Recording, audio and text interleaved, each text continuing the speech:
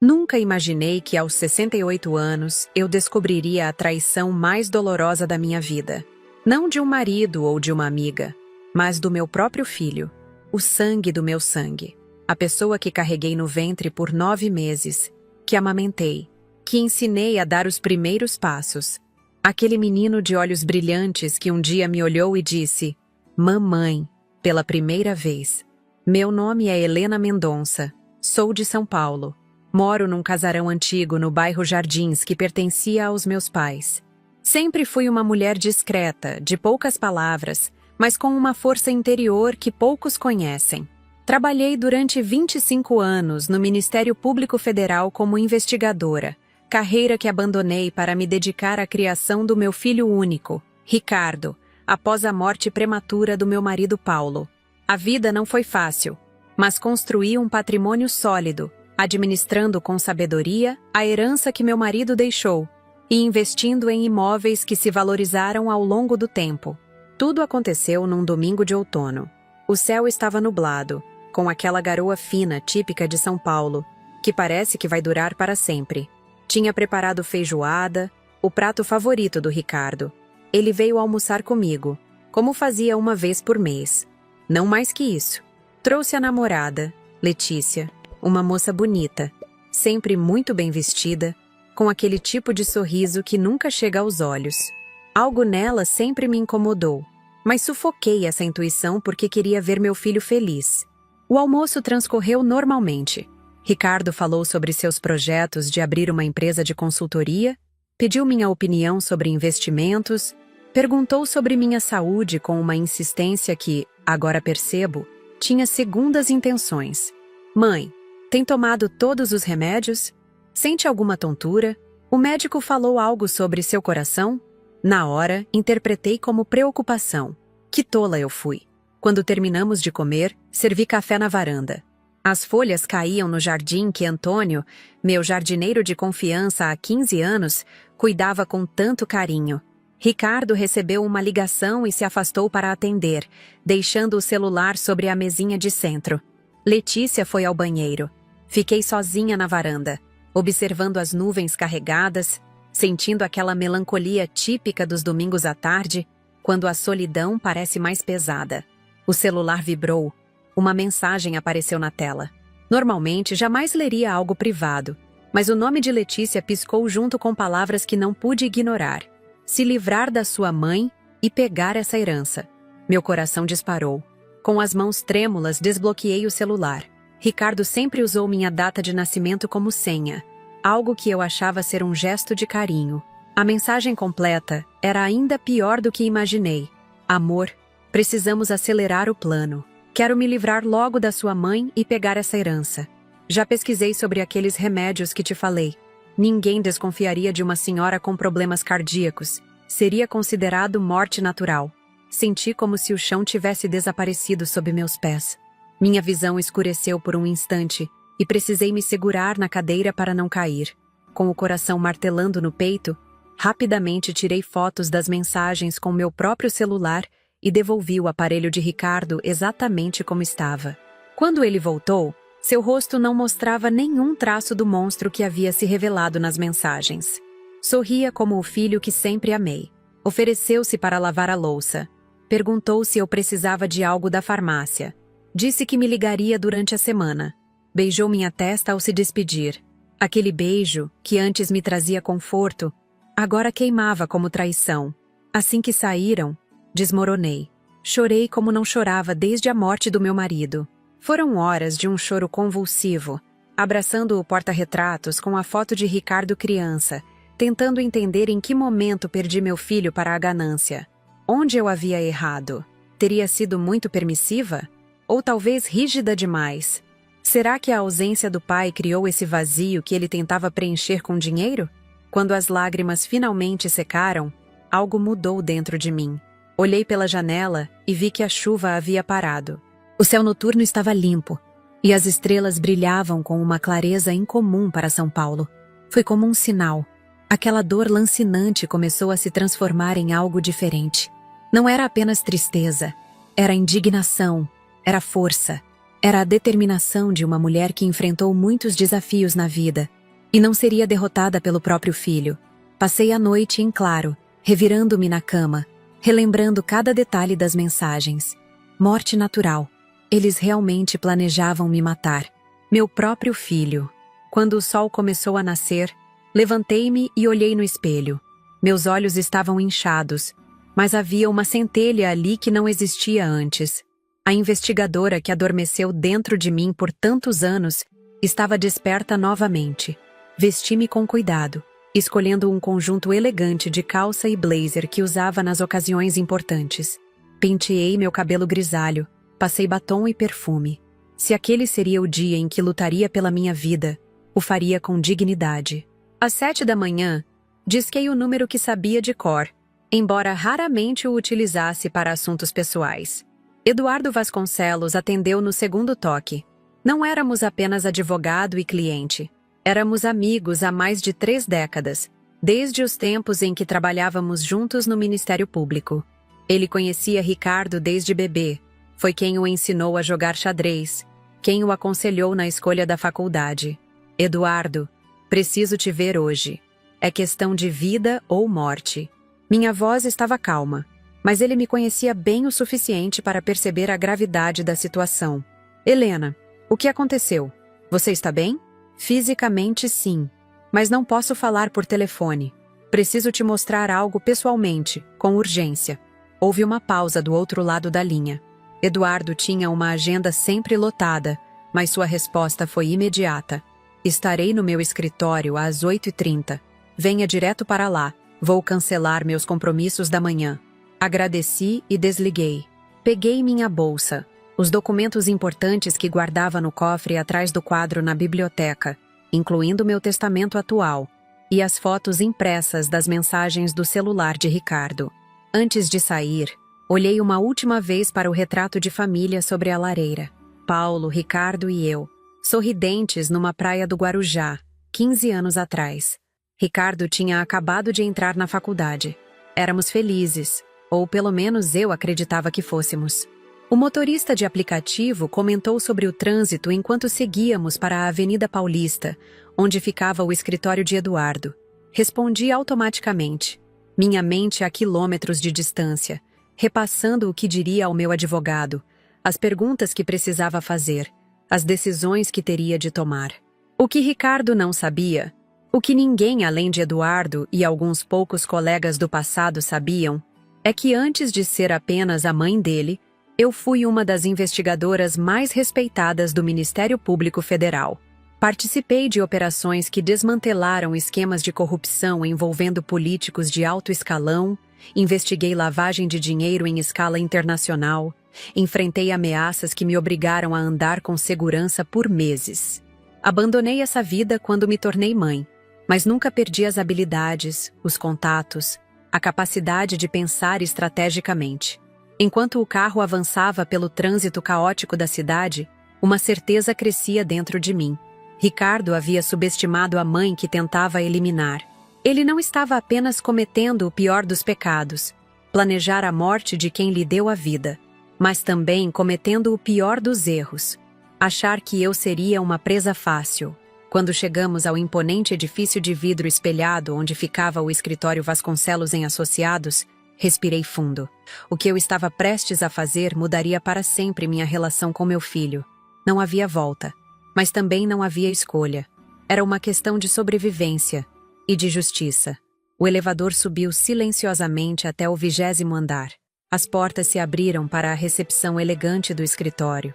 A secretária me reconheceu imediatamente e sorriu. Senhora Mendonça, o doutor. Eduardo está esperando a senhora. Pode entrar direto. Caminhei pelo corredor, passando por salas de reunião com paredes de vidro onde advogados jovens discutiam animadamente. Cheguei à porta da sala de Eduardo, onde uma placa discreta exibia seu nome e título. Bati levemente e entrei. Eduardo levantou-se para me receber, mas seu sorriso desapareceu ao ver minha expressão.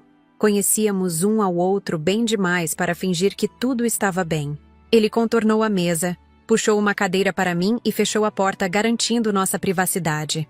Helena, você está me assustando. O que aconteceu? Abri minha bolsa, retirei as fotos das mensagens e as coloquei sobre a mesa. Meu filho está planejando me matar, Eduardo. E eu preciso da sua ajuda para fazer algo que nunca imaginei que precisaria fazer. Eduardo permaneceu em silêncio por quase 1 minuto enquanto examinava as fotos das mensagens. Seus olhos percorriam as palavras uma e outra vez, como se procurasse algum sinal de que aquilo pudesse ser uma brincadeira de mau gosto, um engano, qualquer coisa exceto a terrível realidade. Finalmente, ele levantou o olhar. Seus olhos, por trás dos óculos de armação fina, estavam cheios de uma mistura de horror e compaixão. Helena, isso é inacreditável. Tem certeza absoluta que essas mensagens são reais? Que não houve nenhum tipo de manipulação? Nenhum mal-entendido? Balancei a cabeça lentamente.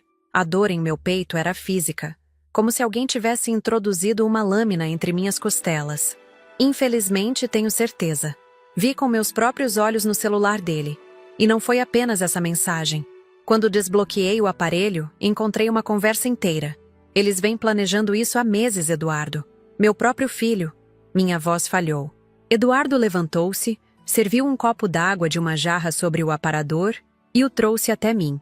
O escritório, normalmente um lugar que me transmitia segurança com suas estantes de livros jurídicos e a vista panorâmica da Avenida Paulista, agora parecia sufocante.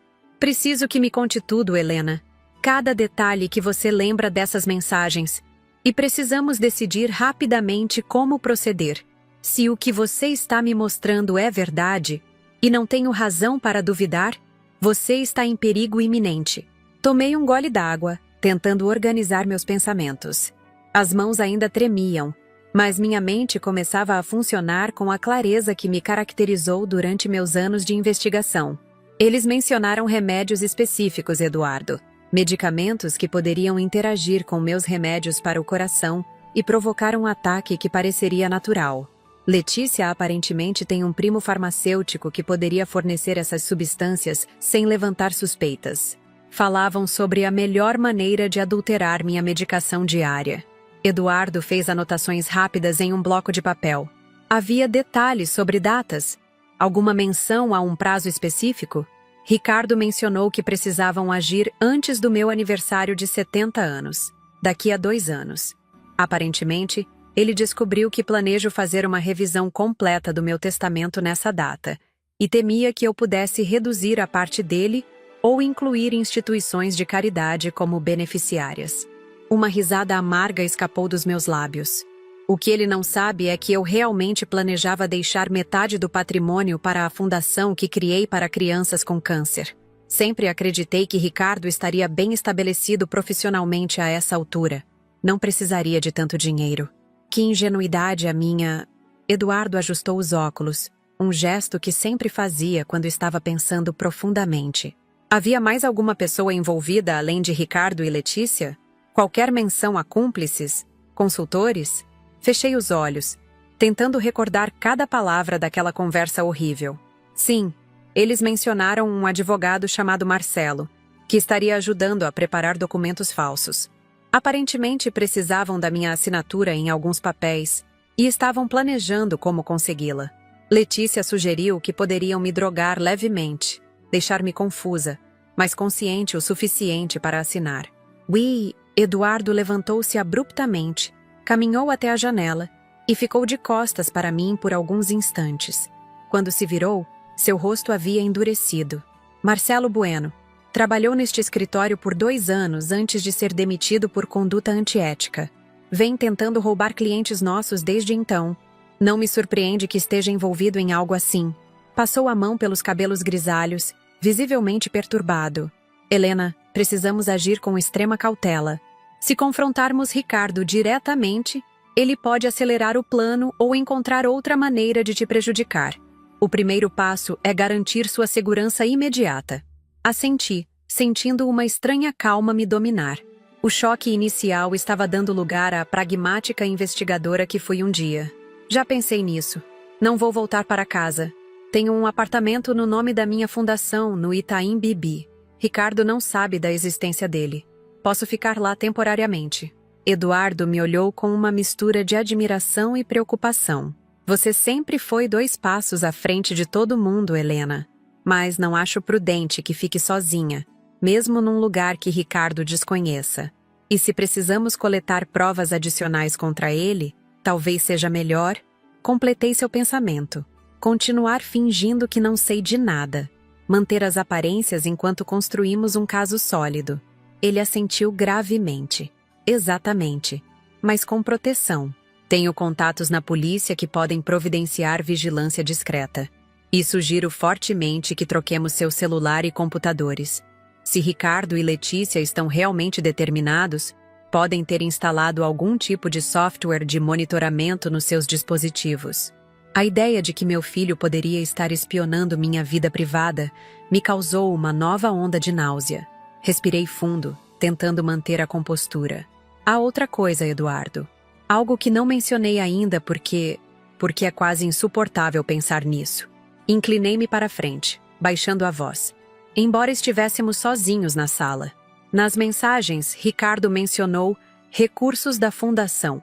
Disse a Letícia que já tinha começado a canalizar fundos para contas no exterior. Acho que ele pode estar desviando dinheiro da minha fundação para crianças com câncer. Eduardo fechou os olhos por um momento, como se a revelação fosse dolorosa demais para processar. Se isso for verdade, Helena, estamos diante de algo muito mais sério que um plano para antecipar uma herança. Estamos falando de crimes financeiros graves, possivelmente envolvendo uma rede de pessoas. Ele abriu uma gaveta, retirou um pequeno dispositivo retangular e o colocou sobre a mesa. Gravador digital de alta precisão. Vou te dar este. Mantenha-o com você sempre que estiver com Ricardo ou Letícia. Se conseguirmos capturar qualquer admissão, mesmo velada, sobre seus planos, isso pode ser crucial. Peguei o dispositivo, sentindo seu peso na palma da minha mão. A realidade da situação me atingiu com força total. Eu estava me preparando para reunir provas contra meu próprio filho. A criança que embalei em meus braços, para quem cantei canções de ninar, que consolei após pesadelos noturnos, agora era a fonte dos meus próprios pesadelos. Há algo mais que precisamos considerar, Eduardo, disse após um momento de reflexão. Se Ricardo está realmente desviando dinheiro da fundação, precisamos proteger as crianças que dependem desses recursos para tratamento. Não posso permitir que inocentes sofram por causa da ganância do meu filho. Eduardo concordou enfaticamente. Vou acionar imediatamente nossa equipe de auditoria forense. Faremos uma investigação discreta das contas da fundação. Rastrearemos qualquer irregularidade. Mas, Helena, você precisa estar preparada para o que podemos descobrir. Olhei pela janela, observando a cidade que se estendia lá embaixo. São Paulo, com suas contradições, sua beleza áspera, seus milhões de histórias entrelaçadas. Em algum lugar naquele labirinto urbano, meu filho planejava minha morte. Estou preparada para enfrentar a verdade, por mais dolorosa que seja. O que não posso é ficar parada enquanto Ricardo destrói vidas, incluindo a própria. Passamos as 2 horas seguintes elaborando um plano detalhado. Eduardo acionou contatos na Polícia Federal e no COAF, Conselho de Controle de Atividades Financeiras. Se havia mesmo um esquema de desvio de recursos, precisaríamos de autoridades competentes envolvidas. Ao meio-dia, recebi um telefonema de Ricardo. Olhei para a tela do celular, sentindo um calafrio percorrer minha espinha. Eduardo fez um gesto encorajador. Respirei fundo e atendi com a voz mais natural que consegui. Oi, filho. Tudo bem? Tudo ótimo, mãe. Só ligando para agradecer pelo almoço de ontem. Letícia adorou a feijoada. Escuta, estava pensando, que tal jantarmos no próximo final de semana? Tem um restaurante novo nos Jardins que você vai adorar. A naturalidade com que ele falava depois de tudo que eu havia descoberto era perturbadora. Conseguia imaginar seu sorriso do outro lado da linha. O mesmo sorriso que me enchia de orgulho desde que ele era pequeno. Claro, filho. Vai ser ótimo. Perfeito. Ah, e mãe, andei pensando sobre aquele assunto do seu testamento. Acho que você realmente deveria atualizar. Posso levar alguns modelos para você dar uma olhada no jantar. Olhei para Eduardo, que observava minha expressão atentamente. Uma fúria gelada tomou conta do meu ser. A audácia, a frieza calculista. Seria maravilhoso, Ricardo. Na verdade, estava mesmo pensando em fazer algumas mudanças. Ótimo. Te pego às 19 horas de sábado, então. Descanse, mãe. Você parecia um pouco cansada ontem. Vou descansar, filho. Pode deixar. Quando desliguei, minhas mãos tremiam novamente, mas desta vez não era de medo ou tristeza. Era indignação pura. Ele quer me levar para jantar. Traz modelos de testamento para eu olhar. A frieza, Eduardo. Como pude criar alguém assim? Eduardo colocou a mão sobre meu ombro, um gesto raro de afeto físico vindo dele. Não se culpe, Helena. Algumas pessoas fazem escolhas terríveis independentemente da criação que tiveram. Agora, precisamos usar esse jantar a nosso favor. Será uma oportunidade perfeita para coletar mais evidências. Na tarde daquele mesmo dia, a equipe de auditoria forense de Eduardo já havia encontrado as primeiras irregularidades nas contas da fundação, transferências suspeitas para empresas de fachada, despesas inflacionadas, doações que nunca chegaram ao destino final. O padrão indicava atividade criminosa acontecendo há pelo menos 2 anos. Retornei ao apartamento secreto no Itaim Bibi, acompanhada por Cecília, minha amiga de longa data que Eduardo havia chamado para me dar suporte. O que Ricardo não sabia, o que quase ninguém sabia, era que Cecília não era apenas a senhora simpática que tomava chá comigo aos domingos. Era desembargadora do Tribunal de Justiça, uma das magistradas mais respeitadas do estado. Você não vai acreditar no que descobrimos, Helena, disse Cecília enquanto preparava um café forte na cozinha minimalista do apartamento. Eduardo me colocou a par da situação. Fiz algumas consultas discretas. O tal advogado, Marcelo Bueno, está sendo investigado pela Ordem dos Advogados por falsificação de documentos em casos de herança. E há indícios de que Letícia esteve envolvida em um caso semelhante com seu ex-noivo. Sentei-me pesadamente no sofá, tentando absorver essa nova informação. Você está dizendo que isso pode ser um padrão? Que Letícia já fez isso antes? Cecília assentiu gravemente. O ex-noivo dela era um empresário de Campinas, 30 anos mais velho. Morreu subitamente de ataque cardíaco há 4 anos. A família suspeitou de envenenamento, mas não conseguiu provar nada. Letícia herdou um apartamento e uma soma considerável antes de desaparecer do mapa. Reapareceu em São Paulo 8 meses depois. E conheceu seu filho pouco tempo depois. Senti meu estômago revirar. As implicações eram horríveis demais para contemplar. Meu Deus, Cecília, você acha que Ricardo sabe disso? Que ele está conscientemente envolvido com uma assassina? Cecília completou suavemente.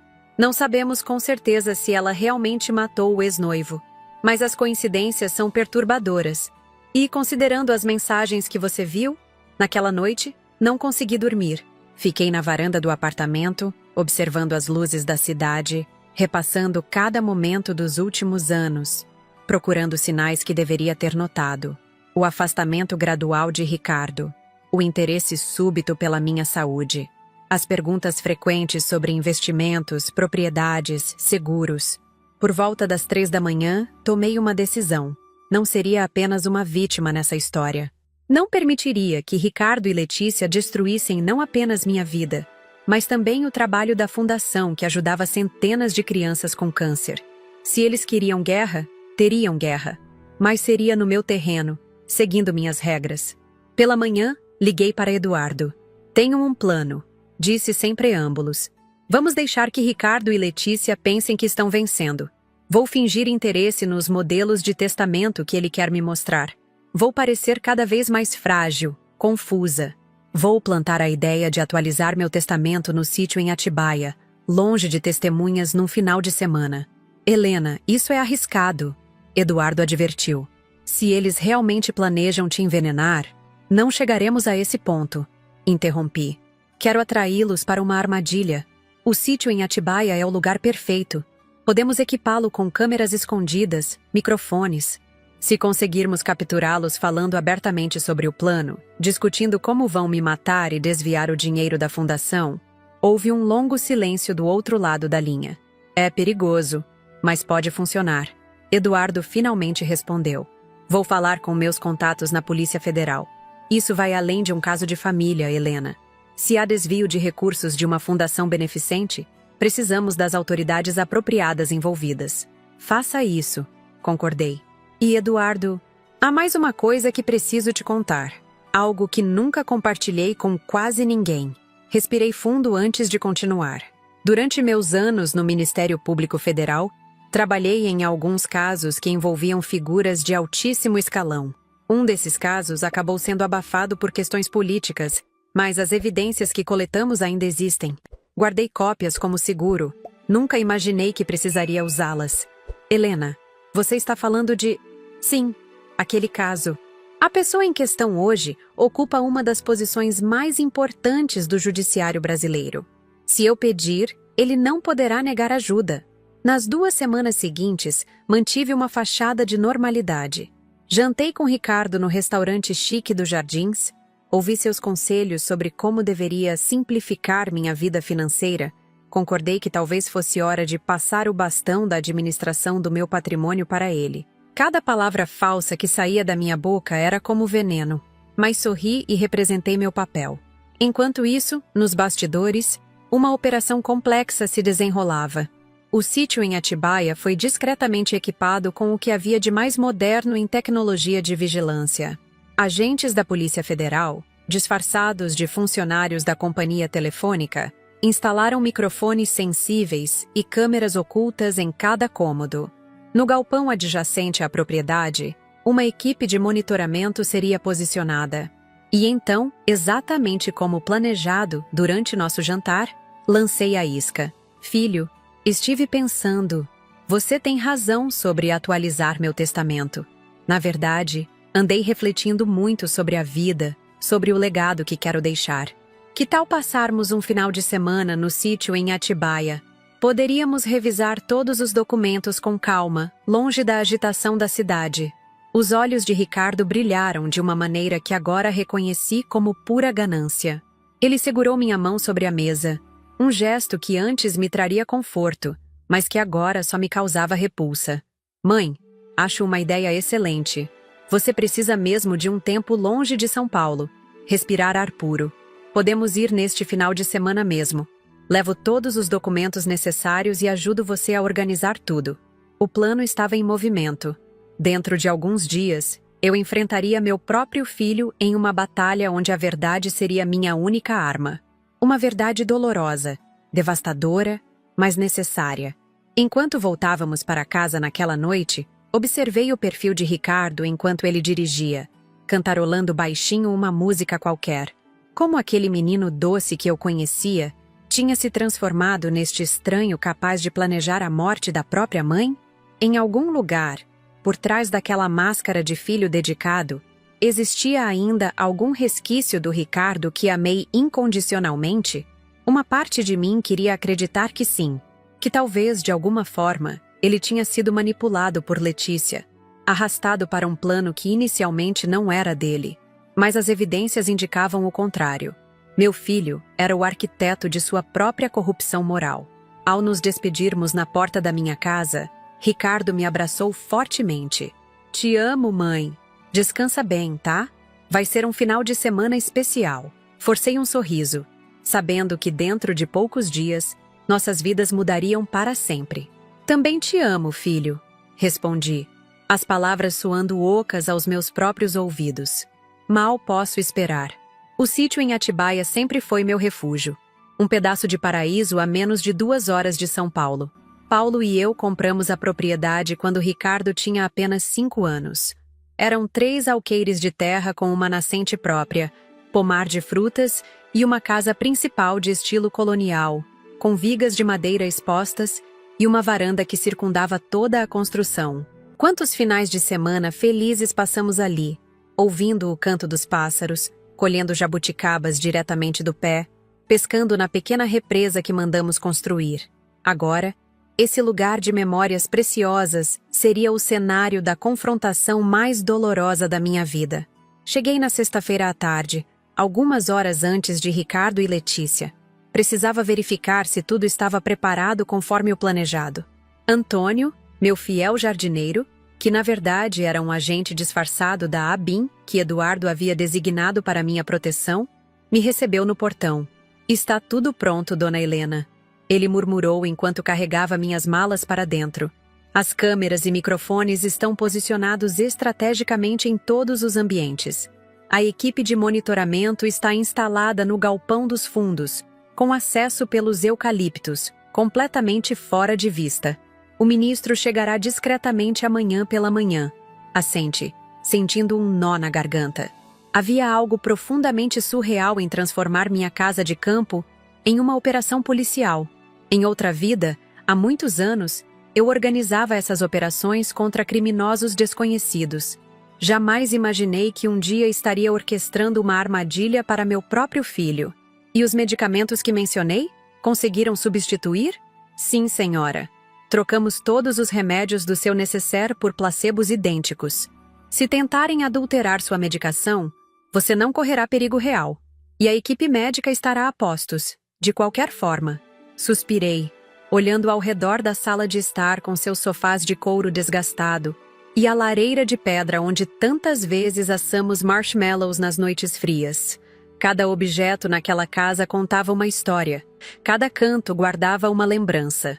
E agora, tudo seria testemunha silenciosa da queda de Ricardo.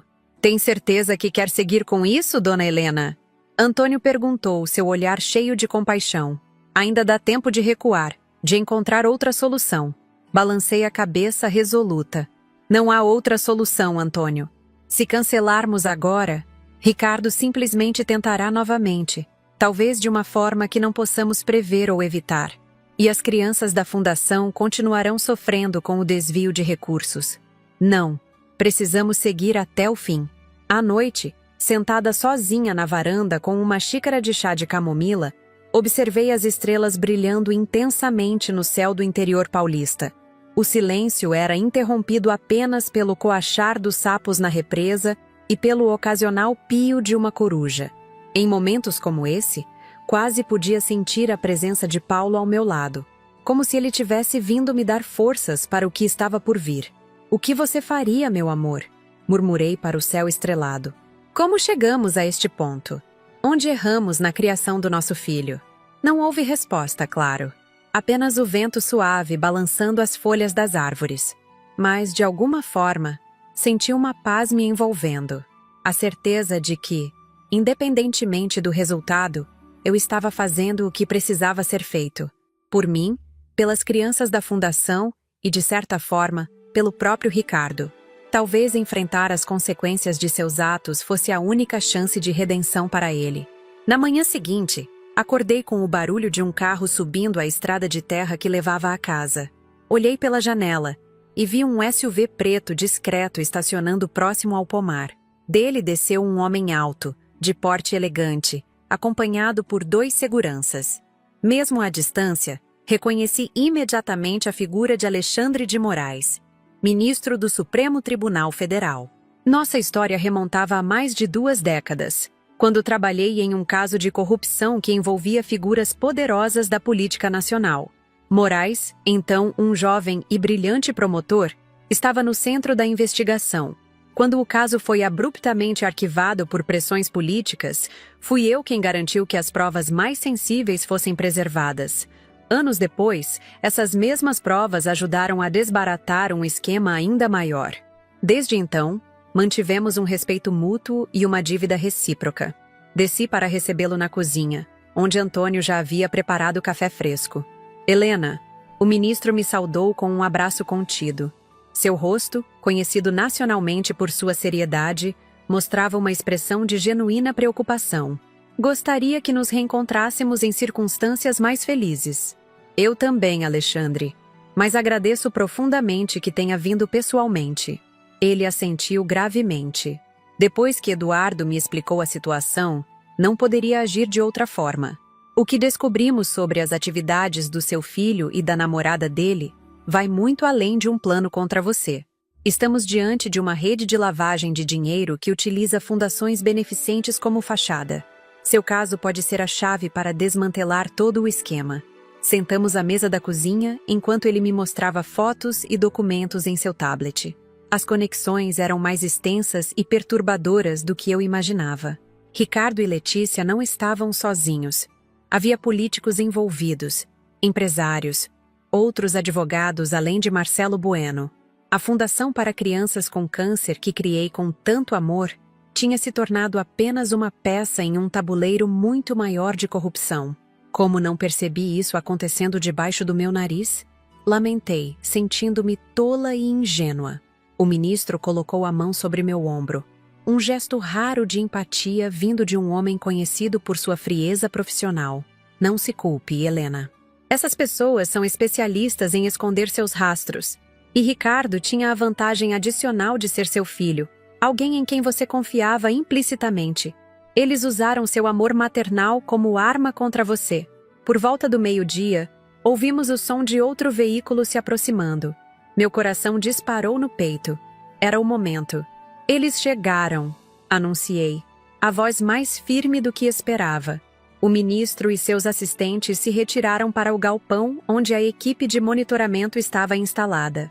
Cecília, que havia chegado discretamente mais cedo, permaneceria na casa, fingindo ser apenas uma amiga que veio passar o final de semana conosco.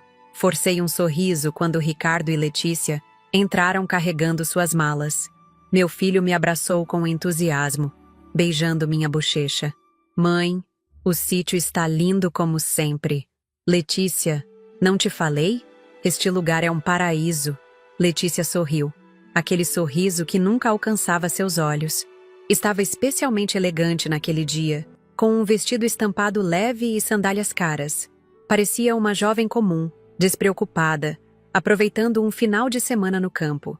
Era difícil imaginar que por trás daquela fachada existisse alguém capaz de planejar friamente a morte de uma pessoa. É realmente encantador, Dona Helena. Ricardo sempre fala maravilhas deste lugar. Mas ver pessoalmente é outra coisa. Servi almoço na varanda. Uma refeição simples de galinhada com pequi que o próprio Antônio havia preparado. A conversa fluiu surpreendentemente natural. Falamos sobre o clima, sobre a nova temporada de uma série que todos acompanhávamos, sobre as árvores frutíferas do pomar que estavam carregadas. Se um observador externo nos visse, pensaria que éramos apenas uma família feliz desfrutando de um momento de tranquilidade longe da cidade. Após o almoço, Ricardo sugeriu que revisássemos os documentos que ele havia trazido. Mãe, trouxe algumas opções de modelos de testamento para você dar uma olhada. São bem mais simples que o atual. Facilitam muito a transmissão dos bens sem aquela burocracia toda. Sorri, fingindo interesse. Claro, filho. Vamos para o escritório. Lá estaremos mais confortáveis. O escritório era um cômodo pequeno com estantes de livros, uma escrivaninha antiga de madeira maciça e uma poltrona de couro. Foi ali que Paulo trabalhava quando vínhamos para o sítio, tentando, sem muito sucesso, se desconectar do escritório em São Paulo. Ricardo espalhou vários documentos sobre a mesa enquanto explicava as vantagens de cada modelo. Percebi que todos tinham uma coisa em comum. Facilitavam enormemente a transferência rápida de patrimônio, eliminavam salvaguardas legais e, principalmente, retiravam o controle da fundação das mãos do conselho independente que eu havia estabelecido, centralizando tudo em Ricardo. Este aqui é perfeito para você, mãe, ele disse, apontando para um dos documentos. Simplifica tudo. Evita o inventário demorado. No momento que, quando você não estiver mais aqui, tudo passa automaticamente para mim sem precisar passar pelo judiciário. Parece muito conveniente, comentei, mantendo a expressão neutra. E quanto à fundação, como ficaria? Eu assumiria a presidência, claro. Continuaria seu legado, mas com uma gestão mais moderna, sabe? Menos burocracia, mais agilidade nas decisões. Menos fiscalização, mais facilidade para desviar fundos. Traduzi mentalmente. Entendo. E você acha que conseguiria administrar tudo sozinho? É muita responsabilidade. Ricardo sorriu com aquela confiança excessiva que sempre o caracterizou. Claro que sim, mãe. Na verdade, já venho acompanhando as operações da Fundação há algum tempo. Tenho algumas ideias para torná-la ainda mais eficiente. Tenho certeza que sim. Pensei, sentindo uma pontada de tristeza. A tarde avançou entre conversas sobre documentos e planos para o futuro. Quando o sol começou a se pôr, sugeri que tomássemos um vinho na varanda para relaxar.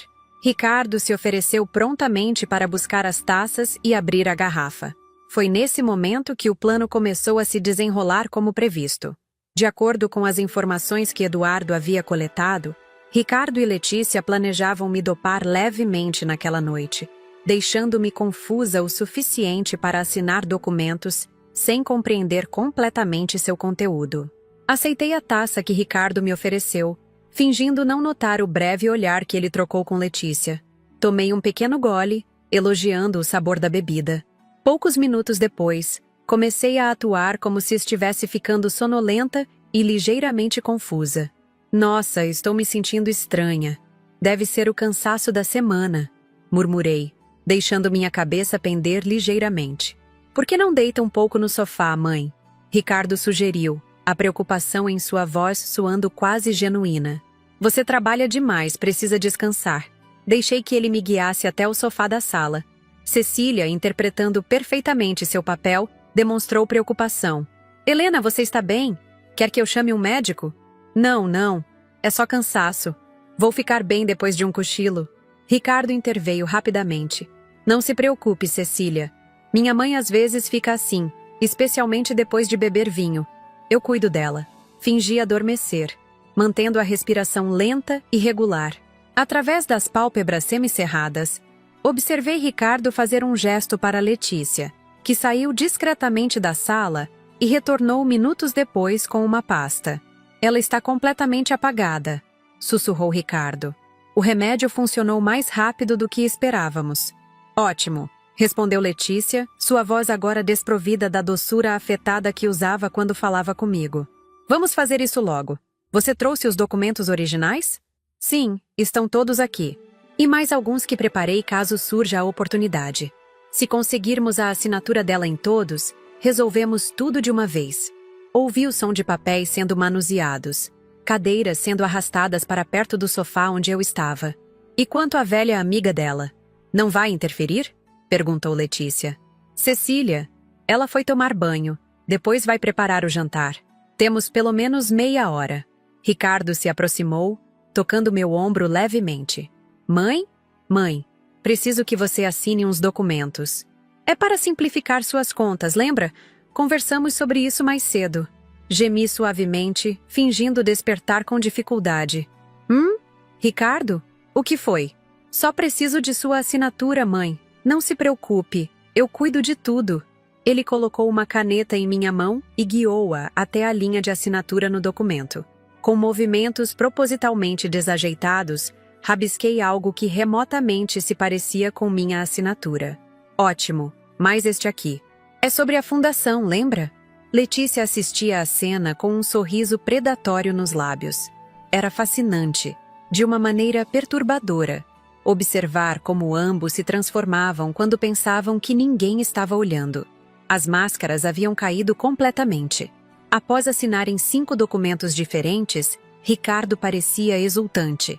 Pronto! Com isso garantimos tudo. A casa em São Paulo, o apartamento no Guarujá, as contas na Suíça e o controle total da fundação. Assim que o velho Marcelo registrar isso, estamos com a vida garantida. Letícia se aproximou, abraçando-o por trás e beijando seu pescoço. E quanto tempo você acha que ela ainda vai durar?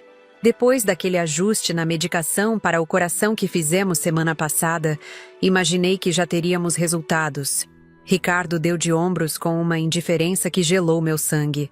Essas velhas são mais resistentes do que parecem, mas não deve demorar muito. O médico disse que com a dosagem que estamos dando, o coração dela vai falhar naturalmente em algumas semanas, no máximo. Ninguém suspeitará de nada. E se suspeitarem? Perguntou Letícia, uma nota de preocupação em sua voz. Quem vai investigar a morte por causas naturais de uma senhora de quase 70 anos com histórico de problemas cardíacos? Relaxa. Logo nos livraremos dela e poderemos desfrutar de tudo isso sem ter que ficar fingindo. Letícia riu. Um som frio e metálico que nunca esquecerei. Você devia ter visto a cara dela hoje quando falei sobre ter filhos. como se eu realmente quisesse ser mãe.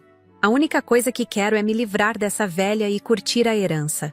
Foi nesse momento que decidi que já havíamos coletado evidências suficientes. Abri os olhos completamente e me sentei no sofá, encarando os dois. Vocês já terminaram? Ou há mais algum detalhe sobre minha morte que gostariam de discutir na minha frente? O choque nos rostos deles foi impagável.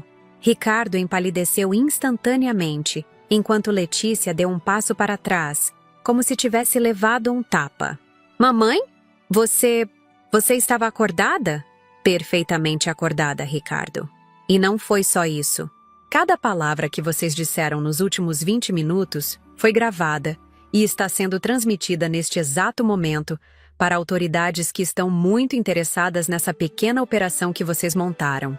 Letícia recuperou-se rapidamente do choque inicial, seu rosto se contorcendo em uma expressão de desprezo. Você está blefando, sua velha idiota. Não tem ninguém aqui além de nós. Foi nesse momento que a porta da sala se abriu. Cecília entrou, mas não era mais a senhora simpática e discreta que eles conheciam. Seu porte havia mudado completamente, emanando a autoridade natural que exercia nos tribunais.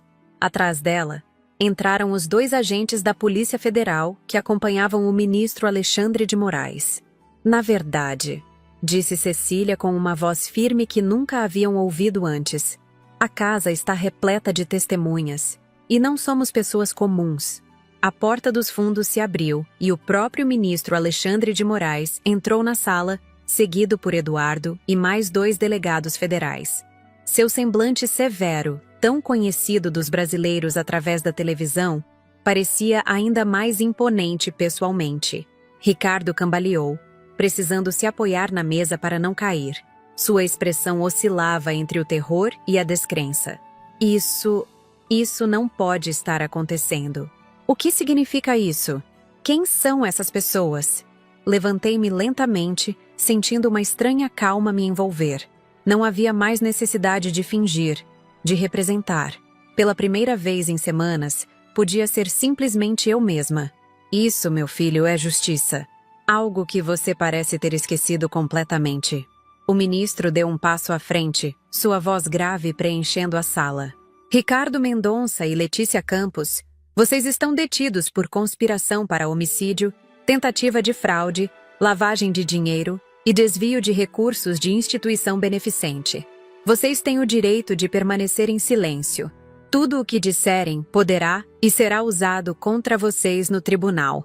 Enquanto os agentes algemavam os 2, Ricardo finalmente pareceu compreender a gravidade da situação. Seu rosto se contorceu em uma expressão de súplica desesperada. Mãe, por favor, isso é um terrível mal-entendido. Nós nunca... Poupe-nos, Ricardo. Interrompeu Eduardo, que até então observava tudo em silêncio. Temos semanas de evidências contra vocês. Conversas gravadas, transferências bancárias rastreadas, testemunhos de cúmplices que já estão colaborando com a justiça. Este é apenas o final de uma investigação muito maior. Letícia, ao contrário de Ricardo, manteve-se em silêncio, seu olhar calculista avaliando rapidamente as opções. Percebi naquele momento que ela era muito mais perigosa que meu filho. Ricardo podia ser ganancioso e moralmente corrupto, mas Letícia era uma predadora nata. Quando os agentes começaram a levá-los para fora, não pude evitar dar um passo à frente. Precisava dizer algo. Precisava que Ricardo entendesse. Eu te dei a vida 2 vezes, Ricardo. Falei, minha voz surpreendentemente firme. Primeiro quando você nasceu, e agora quando impeço você de destruir completamente sua humanidade. Seus olhos encontraram os meus por um breve momento, e vi algo que não esperava. Não raiva, não indignação, mas vergonha. Um lampejo de reconhecimento do monstro que havia se tornado. Então, eles foram levados para fora, e o silêncio pesado que se seguiu foi interrompido apenas pelo tic-tac do velho relógio de parede que Paulo adorava. O ministro se aproximou, sua expressão um pouco mais suave agora.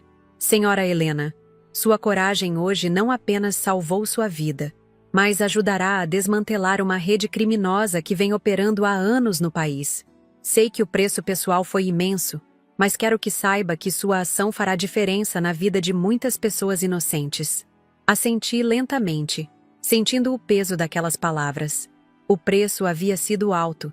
Perder meu filho, descobrir que o amor que dediquei a ele durante toda a vida não foi suficiente para moldar seu caráter. Mas também havia uma estranha sensação de libertação. A verdade, por mais dolorosa que fosse, estava finalmente exposta. O que acontece agora? Perguntei, olhando pela janela onde o último raio de sol tingia o horizonte de vermelho. Agora? Respondeu Eduardo, colocando gentilmente a mão em meu ombro. Começa o processo de reconstrução. Para você, para a fundação e talvez algum dia, até mesmo para Ricardo. Os dias que se seguiram à prisão de Ricardo e Letícia passaram como um borrão indistinto de depoimentos, reuniões com promotores e noites insones.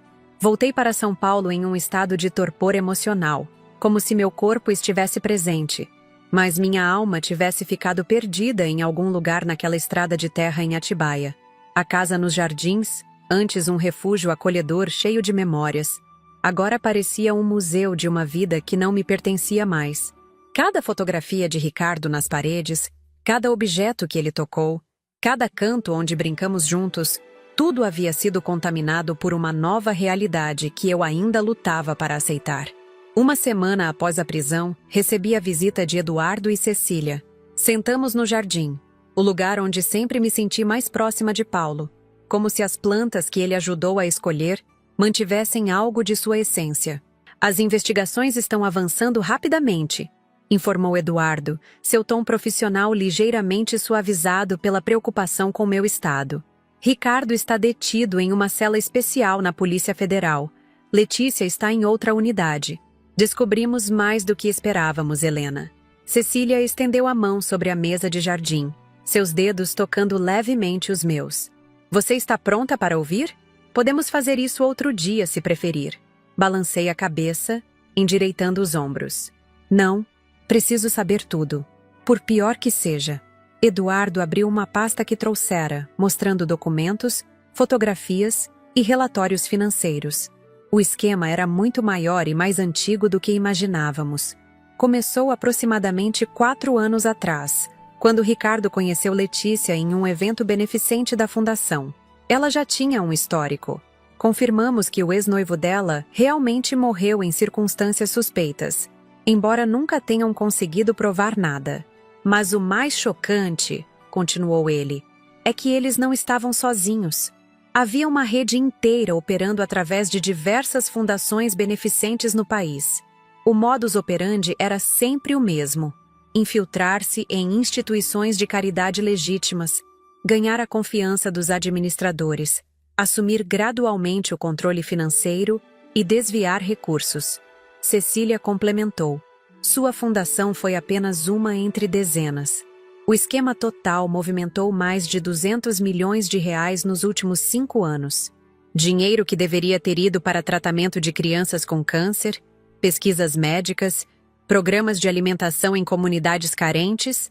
Fechei os olhos por um momento, a magnitude da perversidade me atingindo como um golpe físico. Não era apenas traição pessoal, era uma crueldade calculada contra os mais vulneráveis. E Ricardo?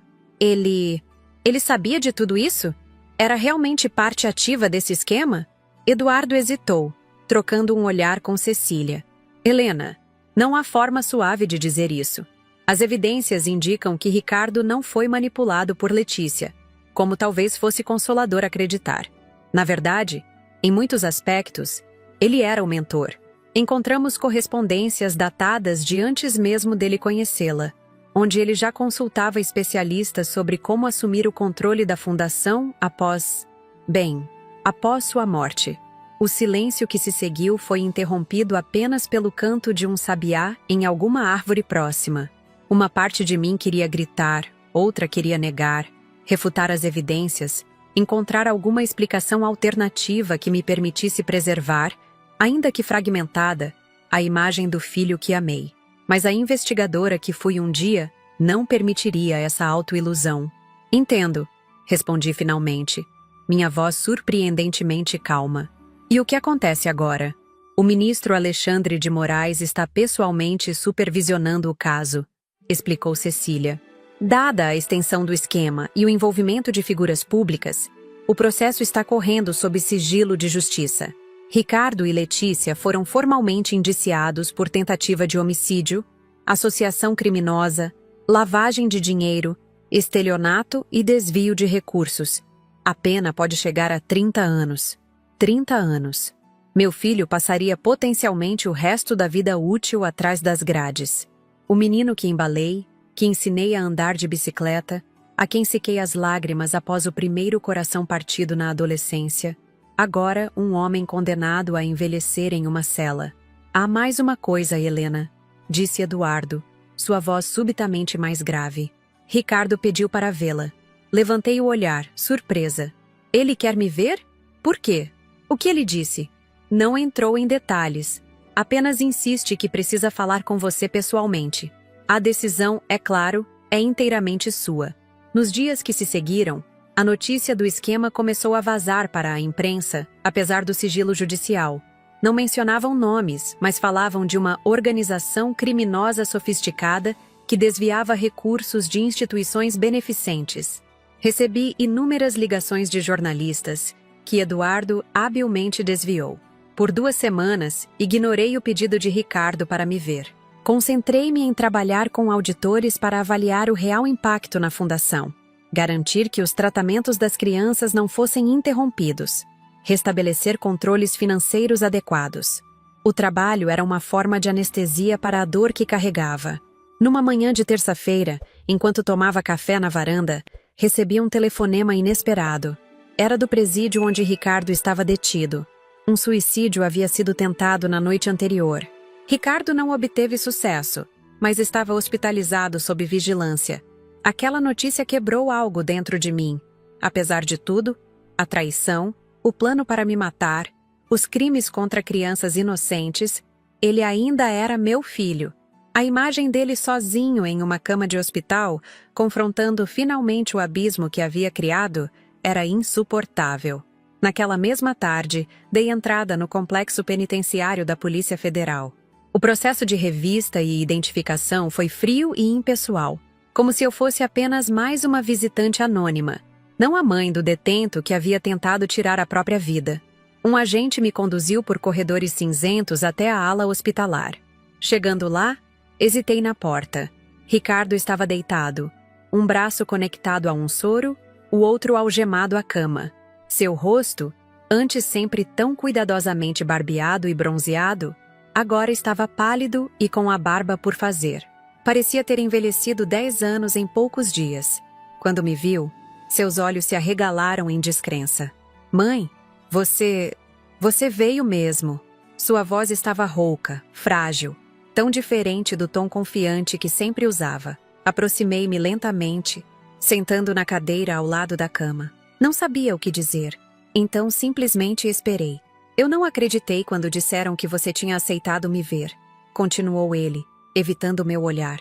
Depois de tudo, eu não esperava. Tentou se matar, Ricardo, respondi, minha voz mais dura do que pretendia. O que esperava que eu fizesse? Ele fechou os olhos por um momento, uma lágrima solitária escorrendo pelo rosto magro. Não sei, talvez que sentisse alívio, que pensasse que era justo, que o mundo estaria melhor sem mim. E você realmente acredita que sua morte apagaria tudo o que fez? Que me traria algum tipo de paz? Ricardo virou o rosto para a parede, seu corpo tremendo ligeiramente. Não sei mais o que acreditar, mãe. Quando aquela porta se abriu no sítio e vi todas aquelas pessoas, quando percebi que você sabia de tudo, que tinha me enganado, que tinha montado aquela armadilha, foi como acordar de um pesadelo para descobrir que a realidade é ainda pior. Respirei fundo, lutando contra o nó na garganta. Você planejou me matar, Ricardo. Seu próprio pai deve estar se revirando no túmulo. Como pôde? Como chegou a esse ponto? Ele permaneceu em silêncio por tanto tempo que pensei que não responderia. Quando finalmente falou, sua voz era quase um sussurro. Não aconteceu de uma vez. Foi aos poucos. Primeiro, foram pequenos desvios na fundação. Dinheiro que ninguém notaria. Convenci a mim mesmo que merecia, que trabalhava duro, que era apenas uma compensação justa. Então conheci Letícia, e ela tinha ideias, conhecia pessoas. O que começou como pequenos desvios se transformou em algo maior. E quando decidiu que seria mais fácil simplesmente me matar e herdar tudo de uma vez, isso também foi um processo gradual? Seu corpo estremeceu como se eu tivesse o esbofeteado. Eu nunca acreditei realmente que chegaríamos a esse ponto. Era mais uma fantasia, um plano hipotético, algo que falávamos, mas que no fundo eu achava que nunca realizaríamos. Pelo menos foi o que me disse a mim mesmo. Mas vocês tentaram, Ricardo. Vocês adulteraram meus remédios. Vocês pesquisaram maneiras de provocar um ataque cardíaco que parecesse natural. Isso vai muito além de uma fantasia hipotética. Ele virou-se para mim então, seus olhos vermelhos de choro contido. Eu sei. E não tenho desculpas, não tenho justificativas. A verdade, mãe, a verdade horrível, é que me perdi em algum momento do caminho. Me tornei alguém que não reconheço, alguém que meu pai teria desprezado, alguém que você tem todo o direito de odiar. Ficamos em silêncio por vários minutos. O único som vindo do aparelho de monitoramento cardíaco e do ocasional passar de passos no corredor externo. Não te odeio, Ricardo, disse finalmente, surpresa com a verdade contida nessas palavras. Sinto raiva, decepção, tristeza profunda, mas não ódio. Você ainda é meu filho, por mais que tenha me ferido. Estendi a mão hesitantemente e toquei a dele. Estava fria e trêmula. Mas também não posso te proteger das consequências dos seus atos. Vou visitar você quando puder. Vou garantir que tenha um advogado competente para defender seus direitos legais. Mas não vou interferir no curso da justiça. Ele assentiu lentamente. É mais do que mereço. Mais do que jamais poderia esperar. Antes de sair, entreguei a ele um envelope que havia trazido. O que é isso? Perguntou confuso. Uma carta. Quero que leia quando estiver sozinho. E também isto. Coloquei ao lado do envelope uma fotografia antiga, amarelada pelo tempo. Mostrava Ricardo aos 6 anos, sorrindo largamente com o uniforme do time de futebol infantil, Paulo e eu ao seu lado, orgulhosos e felizes. Para lembrar que houve um tempo em que éramos uma família, em que você era inocente. Talvez algum dia, quando tudo isso acabar, possamos encontrar um caminho de volta, não para aquele tempo, que se foi para sempre, mas para algum tipo de relação baseada na verdade, não na mentira. Saí do hospital penitenciário sentindo um peso estranho no peito, não mais leve, mas diferente. Como se a dor tivesse mudado de forma, transformando-se em algo que, embora ainda doloroso, não ameaçava mais me despedaçar completamente.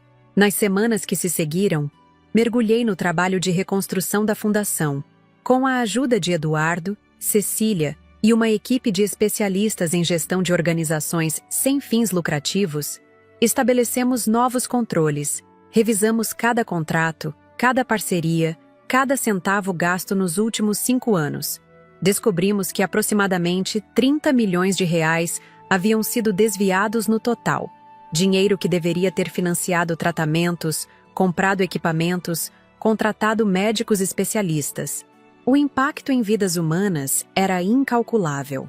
Foi durante esse processo que recebi um telefonema surpreendente do ministro Alexandre de Moraes. Helena, estou ligando porque surgiu uma situação que exige sua atenção imediata. Durante as investigações sobre as atividades de Ricardo, descobrimos algo que acredito que você deveria saber pessoalmente antes que se torne público. Seu tom grave me preocupou.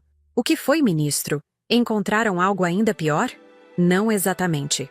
Na verdade, é algo completamente inesperado. Prefiro não discutir por telefone. Poderia vir ao meu gabinete amanhã pela manhã? É um assunto delicado. No dia seguinte, fui recebida no imponente edifício do Supremo Tribunal Federal em Brasília. O gabinete do ministro Moraes era austero, funcional, refletindo a personalidade do homem que o ocupava. Helena, obrigado por vir. Ele me cumprimentou, indicando uma cadeira à sua frente.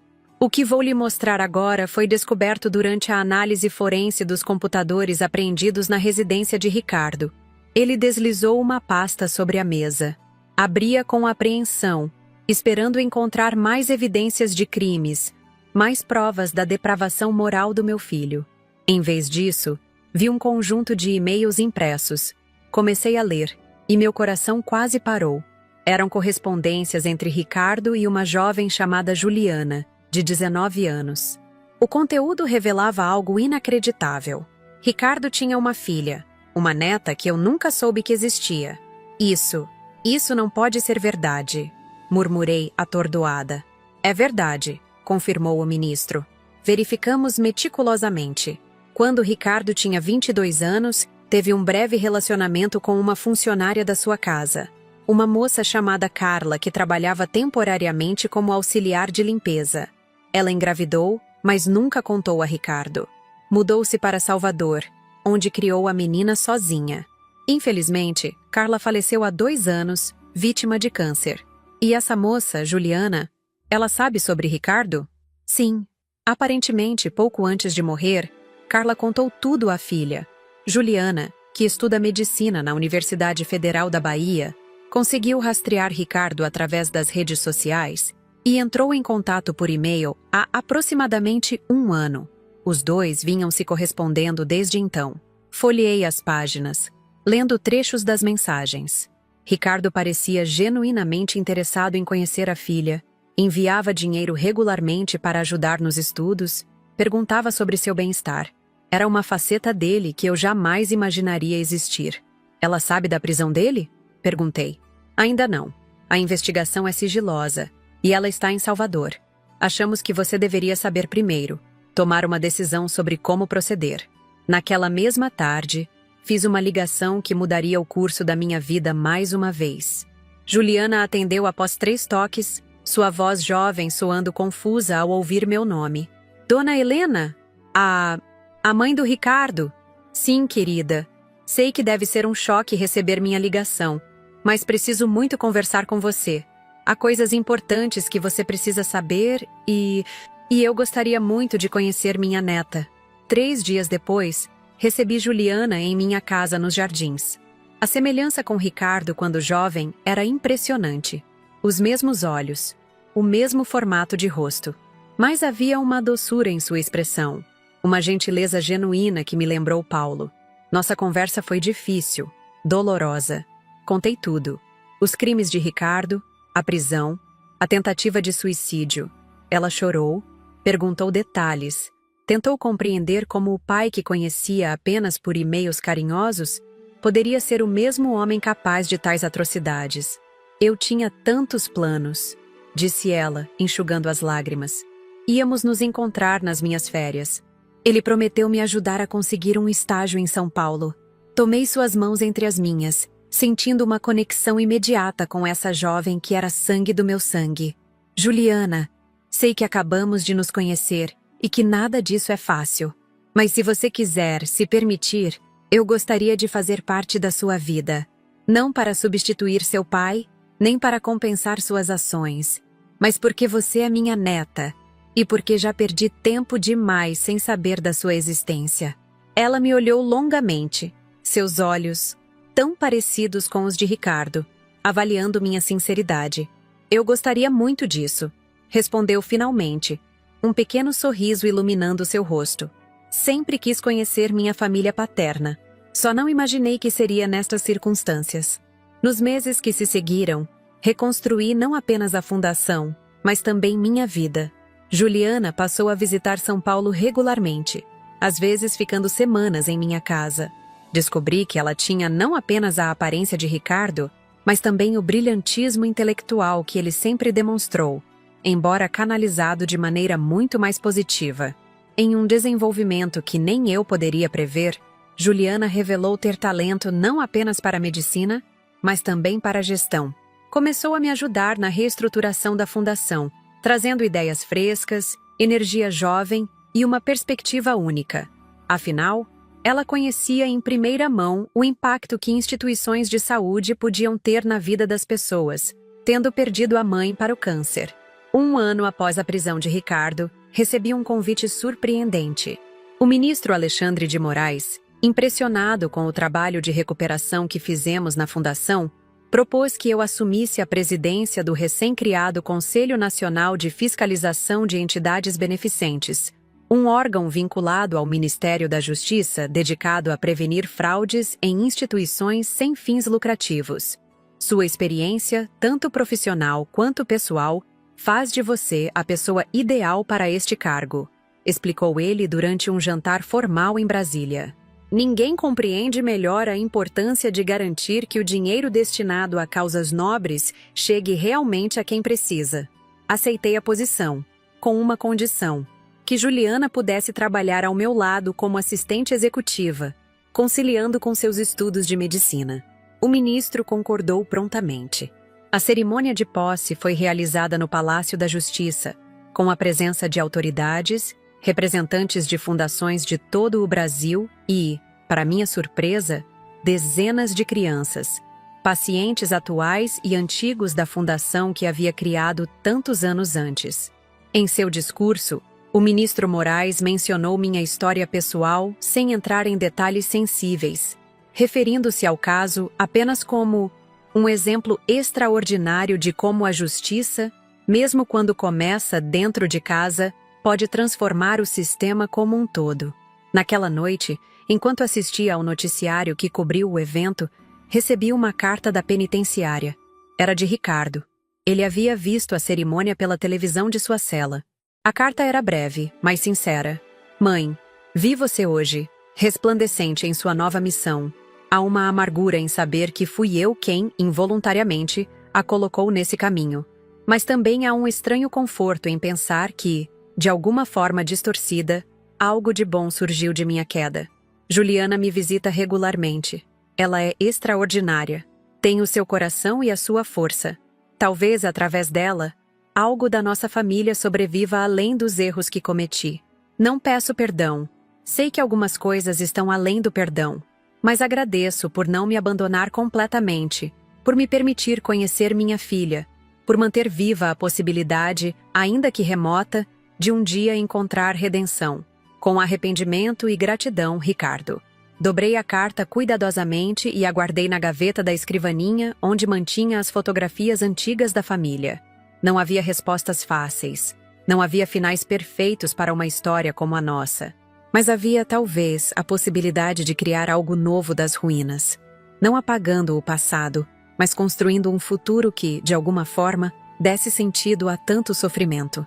Na manhã seguinte, acordei cedo e fui até o jardim, onde as rosas que Paulo havia plantado décadas atrás continuavam florescendo a cada primavera. Sentei-me no banco de pedra, sentindo o sol suave da manhã aquecer meu rosto. Veja só, Paulo, murmurei para o céu claro. Quem diria que aos 70 anos eu começaria uma nova carreira? E quem diria que teríamos uma neta tão maravilhosa? O vento balançou suavemente as folhas das árvores, como se fosse uma resposta. Fechei os olhos e sorri, sentindo pela primeira vez em muito tempo uma paz que pensei jamais recuperar. A vida segue caminhos imprevisíveis, às vezes dolorosos, mas nunca deixa de nos surpreender com a possibilidade de recomeços. Olhando para trás agora, para toda essa jornada que compartilhei com vocês, percebo como a vida pode nos apresentar desafios que jamais imaginaríamos enfrentar. Quando descobri, naquela tarde de domingo, a traição do meu próprio filho ao ler aquela mensagem no celular dele. Quero me livrar logo da minha mãe e pegar essa herança. Nunca poderia prever o caminho que essa descoberta abriria para mim. Aos 68 anos, eu achava que minha vida já estava definida. Viúva, aposentada, dedicada à minha fundação para crianças com câncer e ocasionalmente visitada por um filho que, acreditava eu, me amava apesar de nossas diferenças. Como estava enganada. A dor da traição foi insuportável, como se alguém tivesse arrancado meu coração do peito com as mãos nuas. Mas foi essa mesma dor que me despertou, que trouxe à tona novamente a investigadora que fui um dia. Com a ajuda de Eduardo, meu advogado e amigo de longa data, e de Cecília, que na verdade era desembargadora do Tribunal de Justiça, montei uma operação que revelou não apenas o plano de Ricardo e Letícia para me eliminar, mas também um esquema criminoso muito maior que desviava recursos de instituições beneficentes por todo o país. Recursos que deveriam salvar vidas. que deveriam dar esperança para crianças doentes e suas famílias. Aquela armadilha no sítio em Atibaia, com câmeras escondidas e microfones, com a presença do próprio ministro Alexandre de Moraes, foi o momento mais difícil e ao mesmo tempo libertador da minha vida. Ver meu filho e sua namorada falando abertamente sobre como planejavam me matar, como adulteravam meus remédios para o coração, como falsificavam documentos para se apropriar dos meus bens, tudo isso enquanto pensavam que eu estava dopada no sofá, foi uma experiência surreal, como assistir a um filme de terror protagonizado por pessoas que você ama. Mas a prisão deles foi apenas o começo de uma transformação muito maior. A descoberta de que Ricardo tinha uma filha, minha neta Juliana, que eu nunca soube que existia, trouxe uma luz inesperada para a escuridão que me envolvia. Essa jovem de 19 anos, estudante de medicina, com o rosto tão parecido com o do pai, mas com um caráter íntegro e um coração generoso, tornou-se um novo propósito para mim. E então veio o convite para presidir o Conselho Nacional de Fiscalização de Entidades Beneficentes, uma oportunidade de transformar minha tragédia pessoal em algo que pudesse beneficiar milhares de pessoas vulneráveis em todo o Brasil. Com Juliana ao meu lado como assistente executiva, conseguimos implementar sistemas de controle que já recuperaram milhões de reais desviados e garantiram que instituições legítimas possam cumprir suas missões sem serem sabotadas por criminosos como meu filho se tornou. Ricardo cumpre sua pena, enfrentando as consequências de suas escolhas. Nosso relacionamento, agora baseado na verdade e não mais em mentiras, é complexo e doloroso, mas não desprovido de esperança. As visitas à penitenciária são difíceis, mas necessárias, tanto para ele quanto para mim. E suas cartas, especialmente depois de ver minha posse no noticiário, mostram que talvez, apenas talvez, haja possibilidade de redenção, mesmo para os erros mais graves. O que aprendi com tudo isso? Que nunca é tarde para recomeçar, que a verdade, por mais dolorosa que seja, é sempre o caminho mais saudável. Que famílias podem ser destroçadas pela ganância, mas também reconstruídas pelo amor e pela coragem. E que, às vezes, precisamos perder quase tudo para descobrir uma nova missão na vida. Hoje, aos 70 anos, divido meu tempo entre Brasília, onde trabalho no conselho, e São Paulo, onde mantenho minha casa nos Jardins. A mesma casa que Ricardo e Letícia tanto cobiçavam. O quarto de hóspedes agora é o quarto de Juliana, decorado com pôsteres médicos e fotografias de Salvador, sua cidade natal. Nos finais de semana, quando ela não está estudando, visitamos o sítio em Atibaia, agora um lugar de cura e não mais de traição. Plantamos novas árvores, colhemos frutas do pomar que Paulo iniciou, conversamos sobre o futuro da fundação que agora gerenciamos juntas. Não vou mentir dizendo que a dor desapareceu completamente. Há noites em que ainda acordo chorando, revivendo em pesadelos o momento em que li aquela mensagem no celular de Ricardo. Há dias em que passo horas olhando álbuns de fotografias antigas, tentando entender em que momento perdi meu filho para a ganância, em que ponto ele decidiu que minha vida valia menos que meu dinheiro. Mas esses momentos estão se tornando menos frequentes, menos intensos. A vida segue caminhos surpreendentes. Se alguém me dissesse naquela tarde fatídica que 3 anos depois eu estaria liderando um órgão nacional de fiscalização, reconstruindo minha fundação com a ajuda de uma neta que não sabia que existia e encontrando um novo propósito após os 70 anos, eu jamais acreditaria. Mas aqui estou. Para vocês que me acompanharam até aqui nessa história, quero deixar uma mensagem. Não importa a idade, não importa quão devastadora seja a traição que você enfrenta, sempre há um caminho adiante. Pode não ser o caminho que você planejou, pode ser doloroso e cheio de obstáculos, mas existe. E percorrê-lo com coragem, honestidade e dignidade faz toda a diferença. Se minha história tocou você de alguma forma, gostaria de pedir alguns minutos a mais do seu tempo. Este canal, Vovó Lembrou, não é apenas um espaço para compartilhar histórias impactantes como a minha. É um lugar onde pessoas reais encontram coragem para revelar suas verdades, suas lutas, suas superações. Cada vídeo que publicamos exige pesquisa, produção, edição, um trabalho minucioso para garantir que essas histórias sejam contadas com o respeito e a profundidade que merecem. Por isso, peço que se inscreva no canal se ainda não o fez. Um simples clique no botão de inscrição significa muito para nós. Significa que você valoriza essas narrativas de vida, que quer continuar ouvindo vozes como a minha, compartilhando experiências que podem inspirar, alertar ou simplesmente fazer companhia a quem passa por situações semelhantes. Além disso, seu like neste vídeo ajuda a amplificar nossa mensagem, a alcançar mais pessoas que talvez precisem ouvir exatamente esta história neste momento de suas vidas. E os comentários?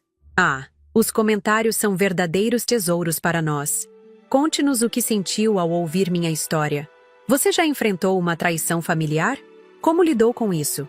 O que faria no meu lugar? Sua perspectiva é valiosa e enriquece nossa comunidade. Se puder, compartilhe este vídeo com alguém que você acredita que se beneficiaria de ouvi-lo. Às vezes, uma história como a minha pode ser exatamente o que uma pessoa precisa para encontrar forças para enfrentar sua própria situação difícil.